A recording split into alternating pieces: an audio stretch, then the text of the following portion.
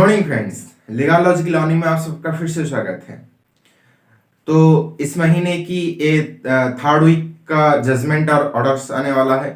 तो देख लेते हैं आज के जजमेंट और ऑर्डर्स में क्या क्या सारी केसेस हम डिस्कस करेंगे, कौन से टॉपिक पर। पहले ब्रीफ जान लेते हैं। तो आज का पहला है, एक पीआईएल फाइल किया गया है सुप्रीम कोर्ट में for quashing the order of mandating vaccination within the age 15 to 18 years। दूसरा है, service charge on restaurant is voluntary. तीसरा है, वैक्सीनेशन इज वॉलंटरी। चौथा है, marriage is dead while living 21 years separately. और fifth है, liability of insurance company. तो इन टॉपिक के ऊपर आज हम डिस्कस करेंगे।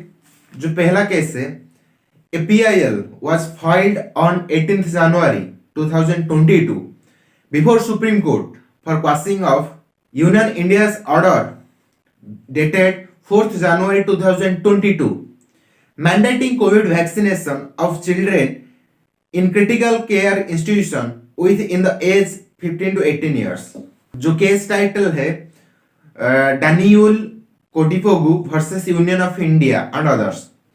सो ये जो केस है, इसमें क्या है, जो वैक्सीन देने के बाद कुछ एडवर्स इफेक्ट शो कर रहा है, कुछ बच्चों की जान चली गई। तो इस वजह से एफआईआर फाइल किया गया है। तो ऑन बिहाफ ऑफ रेस्पोंडेंट यानी कि on behalf of the government of India, the central government, it is clearly mentioned that taking vaccine is voluntary, it is not compulsory. दूसरा है, service charge in restaurant are voluntary not mandatory. Forcible imposition of service charge is illegal, malified and contrary to law by the Kolkata District Consumer Dispute Redressal Forum। Case title है अर्कदीप सरकार versus याहुचा and others. इसके जो case fact है, तो जो अर्कदीप सरकार है, ये अपने दोस्तों के साथ इसी होटल में खाना खाने, कोलकाता के इस होटल में खाना खाने गए थे। तो उसमें क्या हुआ, खाना खाने के बाद जो सर्विस चार्ज देने को कहा गया, लेकिन उन्होंने कहा जो सर्विस चार्ज है ये तो कंपलसरी नहीं है, लेकिन उस होटल ने कहा नहीं, या इस होटल में सर्विस चार्ज कंपलसरी है। उसके बाद खाना खाने के बाद ये सर्विस चार्ज देकर चले आए।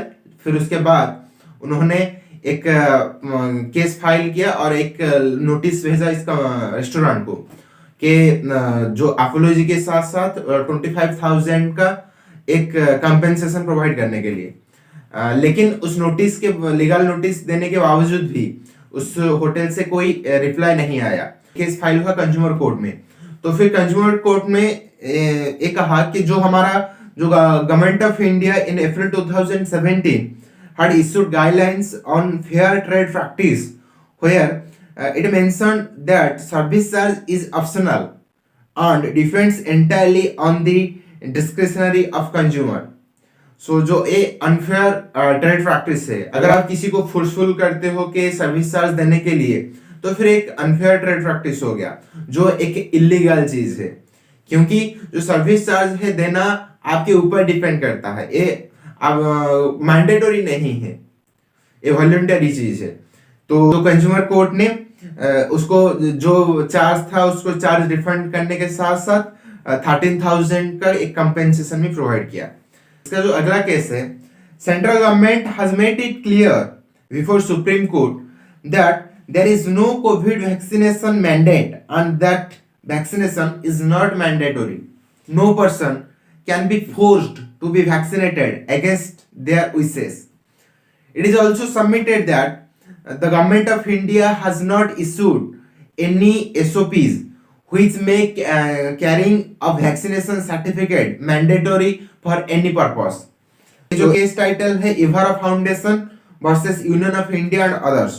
तो इस केस में जो गवर्नमेंट ऑफ इंडिया ने डिक्लेयर किया कि जो हमारा वैक्सीनेशन है वो मैंडेटरी नहीं है, ये आपके ऊपर डिपेंड करता है कि आप वैक्सीन लेना चाहते हो या नहीं चाहते हो। और जो वैक्सीनेशन सर्टिफिकेट है, ये किसी जगह पर लेने की कोई मैंडेटरी नहीं है और किसी भी पर्पस के लिए ये मैंडेटरी नहीं है। अगर वैक्सीनेशन लेना ही अगर वॉलंटरी चीज है, तो फिर किसी जगह पर आपको जो सर्व करना, जो सर्टिफिकेट है, ये सर्व करना भी कोई मैंडेटरी नहीं है। किसी भी पर्पस के लिए। इसका जो अगला केस है, on the date of 17th January 2022, Karnataka High Court, while granting a divorce, it was observed that while couple had lived separately for a period of 21 years, nothing would be gained by trying to keep the partners tied forever a marriage.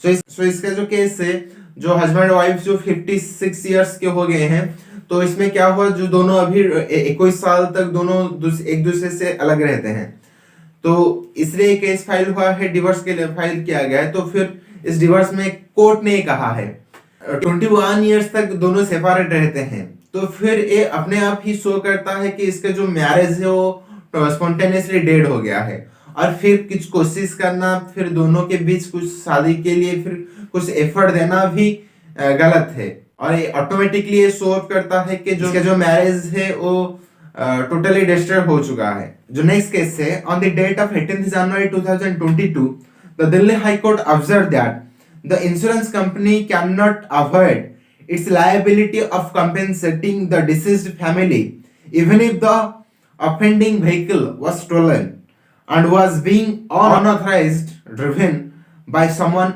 else. The court upheld the order passed by the tribunal, which had directed the insurance company to pay the compensation amount and recover the same from the driver who stolen the vehicle.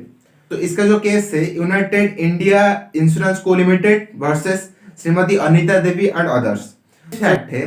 तो इसमें क्या हुआ है, जिनकी एक car है वो car stolen हो गया, और स्टोलन होने की रिपोर्ट भी पुलिस स्टेशन में फाइल की गई है। जो कार चोरी हो गया था वो कार जाकर ड्राइवर ने किसी एक जगह पर रैश और नेग्लिजेंटली एक जगह पर एक्सीडेंट कर दिया। फिर उसके बाद जब रियल ओरिजिनल ओनर ने के जो कंपेंसेशन क्लेम किया इंश्योरेंस कंपनी को, इंश्योरेंस कंपनी देने के लिए मना कर दिया। तो फिर एक केस के ऊपर एक केस फाइल किया गया था, तो फिर कंपेंसेशन प्रोवाइड करने के लिए, तो फिर कोर्ट ने कहा कि इस जो कंपनी इंश्योरेंस कंपनी है ये लायबल होती है कि जो कंपेंसेशन प्रोवाइड करने के लिए, रिकवरी करने के लिए, क्योंकि इंश्योरेंस हुआ है इस व्हीकल का, और जो कंपनी है वो कंपनी कंपेंसेशन प्रोवाइड करेगी through recovery the same amount from the driver, और ये लायबिलिटी होता है जो कंपनी के ऊपर, जो कंपनी को कंपेंसेशन प्रोवाइड करना पड़ेगा। तो फिर एक कुछ था इस हफ्ते की जजमेंट बारे में। तो आपको कैसा लगा कमेंट करके जरूर बताइएगा। अगर आपने चैनल को सब्सक्राइब नहीं किया है तो फिर चैनल को सब्सक्राइब जरूर करिए। तो मिलते हैं अगले जजमेंट में।